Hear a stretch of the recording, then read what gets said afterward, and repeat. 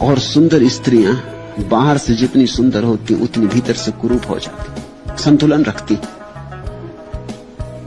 अक्सर ऐसा होगा कि सुंदर स्त्री की जबान कड़वी होगी, व्यवहार कठोर होगा, हैंकड़पन होगा, अहंकार होगा। सुंदर स्त्री भीतर से दुर्गंध देगी। सुंदर पुरुष के साथ भी यही बात है। कुरूप स्त्री परिपूरक खोजना पड़ते उसे। देह में तो सौंदर्य नहीं है, इसलिए सेवा करेगी, प्रेम करेगी, चिंता लेगी, दुर्व्यवहार न करेगी, क्योंकि दुर्व्यवहार तो वैसे ही काफी हो रहा है।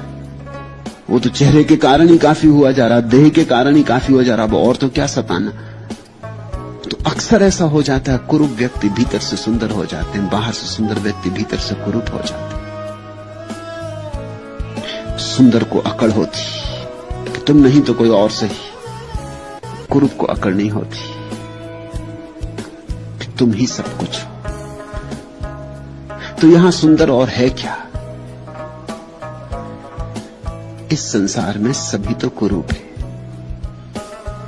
इस संसार में हर चीज तो सड़ जाती, इस संसार में हर चीज तो कुरूप हो जाती। सुंदरतम स्त्री भी एक दिन कुरूप हो जाती, और जवान से जवान आदमी भी एक दिन मुरझाता और बूढ़ा हो जाता। सुंदर से सुंदर देह भी तो एक दिन चिता पर चढ़ा देनी पड़ेगी। करोगे क्या?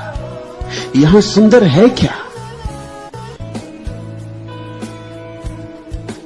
इस जगत की असारता को ठीक से पहचानो, इस जगत की व्यर्थता को ठीक से पहचानो,